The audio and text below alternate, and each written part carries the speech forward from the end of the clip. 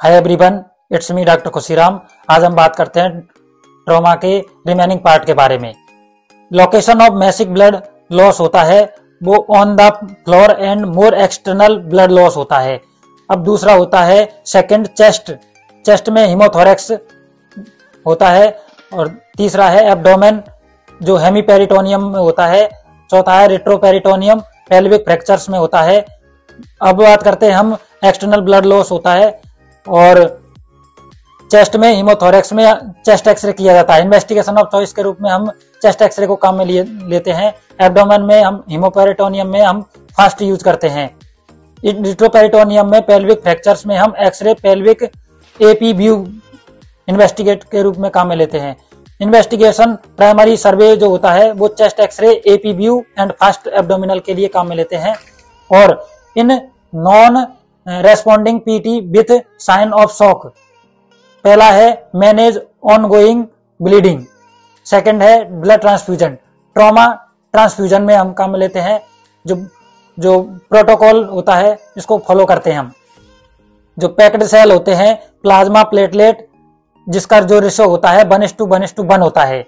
जब पेशेंट को हम ट्रॉमा के दौरान इंजरी के दौरान ब्लड ट्रांसफ्यूजन किया जाता है उसमें हम जो प्लाज्मा सेल होती है प्लेटलेट्स होती है उसका रेशियो 1:1 के रूप में देते हैं।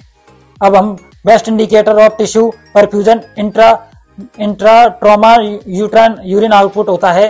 Best indication to determine fluid requirement को पूरी करने के लिए देते हैं। CBP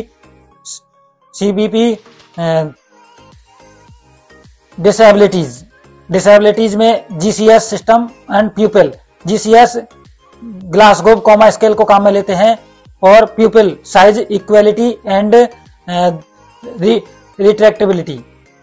Glasgow coma scale 3 type से होता है, eye opening, verbal response and motor response. Eye opening में हम क्या करते हैं कि E4 स्पॉन्टेनियस जो पेशेंट होता है वो खुद से अपनी आंखों को खोलता है। तो E3 में हम क्या करते हैं टू लाउड वॉइस, कभी कभार पेशेंट होता है वो जोर जोर से तेज बोलने लगता है। E1 में हम क्या करते हैं नो रेस्पॉन्स, ई में पेशेंट नो रेस्पॉन्स यानी कोई जवाब नहीं देता है। अब हम वर्बल रेस्पॉन्स में क्या करते हैं ओरिएंटेड, B4 B5 में हम ओरिएंटेड करते हैं, B4 में डिसोरिएंटेड करते हैं, B3 में इन एप्रोप्रिएट वर्ड्स होता है। जो पेशेंट होता है वो लगातार बोलता रहता है। B2 में इन कॉम्प्रेसिव साउंड यानी कि जो पेशेंट होता है वो आ ई ऊ की आवाज निकालता है। और B1 यानी कि कोई रेस्पॉन्स नहीं देता है। मोटर बेस्ट रेस्पॉन्स में क्या होता है बेस्ट प्रिडिक्टर ऑफ आउटकम्स देता है जिसमें पेशेंट को ओबीज जो पेशेंट होते हैं उनमें देखने को मिलता है। अब जो M1 होता है जो ओबेसिटी कॉमा होता है। M4 होता है वो लोकलाइज पेन होता है, पेशेंट लोकलाइज पेन फील करता है।